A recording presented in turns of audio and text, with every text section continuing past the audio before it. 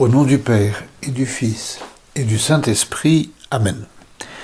Mon Seigneur et mon Dieu, je crois fermement que tu es ici, que tu me vois et que tu m'entends. Je t'adore avec profonde révérence. Je te demande le pardon de mes péchés et la grâce de faire avec profit ces 10 minutes de prière.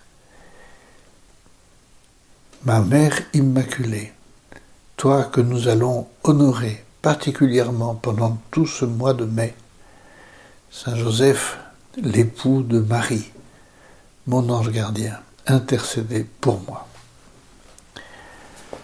Pour de nombreuses personnes, le mois de mai qui commence aujourd'hui évoque des souvenirs, des réalités, des éléments de la vie qui n'ont peut-être pas grand-chose à voir avec notre foi. Les gens vous diront, le mois de mai, en particulier le 1er mai, voilà, c'est la fête du muguet. D'autres vous diront, non, le 1er mai, c'est le jour où il y a des manifestations dans toute la France. Le mois de mai, c'est l'arrivée du printemps. En avril, ne te découvre pas d'un fil, en mai, fais ce qu'il te plaît. Et voilà.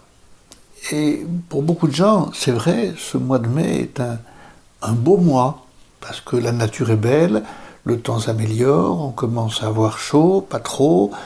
Bref, il y a plein d'éléments très humains qui peuvent nous faire apprécier le mois de mai. Mais pour nous, pour chacun d'entre vous, auditeurs de 10 minutes avec Jésus, qui écoutez ces méditations quotidiennes, non pas pour vous réjouir des nouvelles du monde, mais pour améliorer votre vie de prière, eh bien, le mois de mai, c'est le mois de Marie. Le mois de Marie. Curieusement, le mois de Marie commence avec la fête de Saint Joseph Travailleur. Curieusement, mais finalement, c'est très beau. Et je pense que la Vierge Marie doit être très heureuse que l'on commence le mois de mai avec une fête de celui qui a été son époux, virginal, et Saint Joseph, probablement, est lui très heureux d'être uni à Marie pour commencer ce mois dans lequel nous allons essayer de nous approcher de Dieu. Les chrétiens, les catholiques, les orthodoxes en tout cas, parce que les protestants, eux, ne reconnaissent pas la beauté de l'âme de Marie. Si, ils reconnaissent son rôle, mais enfin, ils n'ont aucun culte à la Sainte Vierge.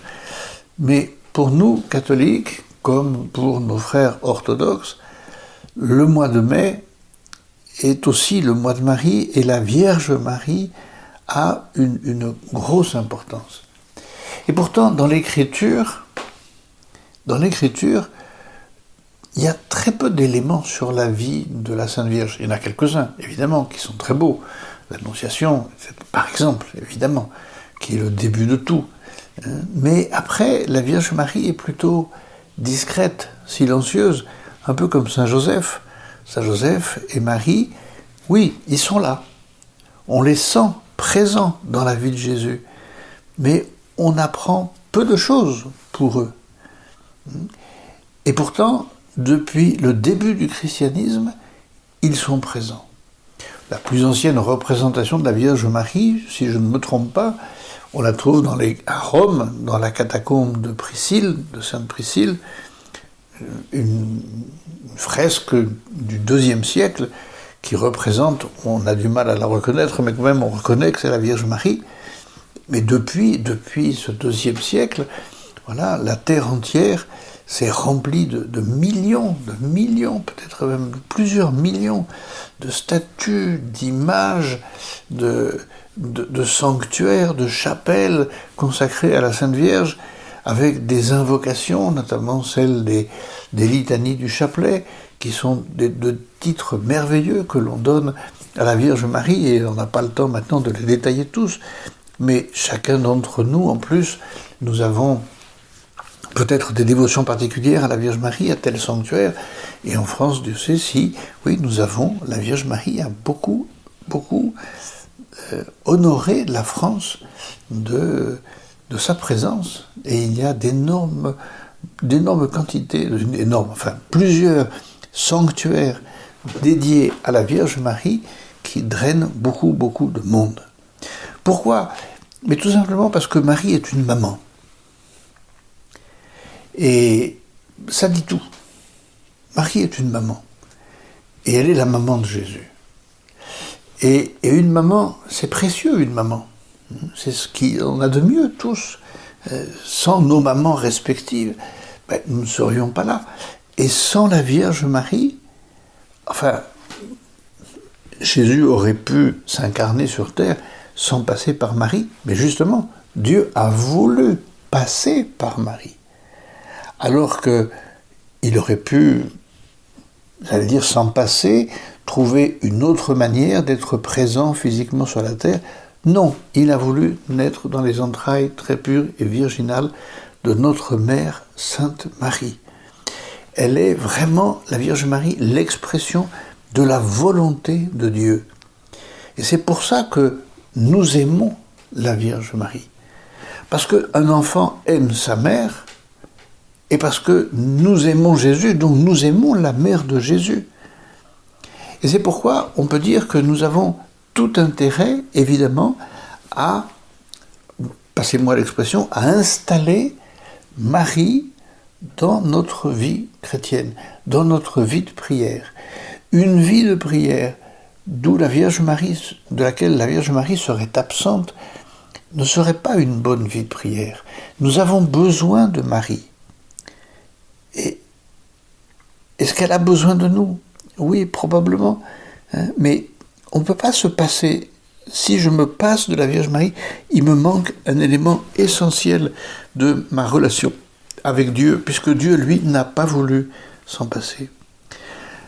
Probablement l'avez-vous installée chez vous, la Sainte Vierge. Je pense que dans tous les foyers chrétiens, il y a une, voire plus encore, de représentation de la Vierge Marie, que ce soit sous la forme d'une statue plus ou moins grande, d'une icône, d'une image. Ça peut être dans le salon de la maison, ça peut être dans la chambre, ça peut être sur un coin de prière. La Vierge Marie, elle est là, elle est chez tous les chrétiens. Et c'est merveilleux, comme elle est dans tous les pays, où qu'on aille sur terre, quel que soit le pays où on se rend, on trouve des églises dédiées à la Vierge Marie, des chapelles dédiées à la Vierge Marie. Elle est partout et c'est formidable. Et pourquoi ? Parce que, je vais vous lire une phrase du pape François, très courte, mais qui dit l'essentiel de ce que nous pouvons apprendre aujourd'hui, au début du mois de mai, de la Vierge Marie. La Vierge Marie disait le pape, c'était dans une homélie, la Vierge Marie nous enseigne ce que signifie vivre dans l'Esprit Saint et ce que signifie accueillir la nouveauté de Dieu dans notre vie. Parce que c'est exactement ce qu'elle a fait. Elle a accueilli la nouveauté de Dieu, l'incarnation de la deuxième personne de la Très Sainte Trinité, en elle, grâce à l'Esprit Saint. Et alors, Sainte Marie, puisque tu as accueilli la nouveauté de Dieu, la nouveauté de la présence de Dieu dans ta vie, nous te demandons de nous apprendre à accueillir, nous aussi, la nouveauté de Dieu pour nous. Parce que nous pourrions courir le risque d'être, comprenez ce que je vais dire, parce que ça pourrait être offensant pour certaines personnes, mais c'est pas ce que je veux dire, mais nous pourrions être des petits vieux qui ne peuvent plus rien changer dans la vie spirituelle. Ah ben c'est comme ça, ah ben j'ai toujours fait comme ça, ah ben non, Dieu veut introduire dans notre vie sa nouveauté. Autrement dit, à nous de nous adresser à la Vierge Marie pour lui dire « Sainte Marie, dis-moi ce que Dieu veut de moi. Fais-moi comprendre ce que Dieu veut de moi. Fais-moi comprendre ce que me dit Jésus en ce moment. » Peut-être que le Seigneur nous a dit, peut-être que ça fait des semaines, des mois, des années, que le Seigneur est en train d'essayer de nous dire quelque chose et on ne l'a toujours pas compris. Et alors, Sainte Marie, fais-moi comprendre, y compris ces choses vieilles peut-être, mais qui vont être nouvelles parce que je vais finalement les comprendre. Sainte Marie, pendant ce mois de mai qui commence, voilà, fais-moi comprendre ce que le Saint-Esprit veut de moi. Toi, le jour où tu as reçu la visite de l'archange Gabriel, tu as immédiatement compris la beauté, la grandeur de ta mission. Sainte Marie, aide-moi à comprendre aussi la beauté de ma mission, la grandeur de ma mission, qui n'a rien à voir évidemment avec celle que toi, Sainte Marie, tu as reçue. Mais le Seigneur est en train peut-être de me dire beaucoup de choses, d'attendre beaucoup de choses de moi, que ce mois de mai soit l'occasion de mieux comprendre ce que Dieu me dit. Puissions-nous accueillir, grâce à Marie, puissions-nous accueillir chaque jour la nouveauté de Dieu dans notre vie. Je te remercie, mon Dieu, des bonnes résolutions, des actes d'amour et des inspirations que tu m'as communiquées dans cette méditation. Je te demande de m'aider à les mettre en pratique. Ma Mère Immaculée, Saint Joseph, mon Père et Seigneur, mon ange gardien, intercédez pour moi.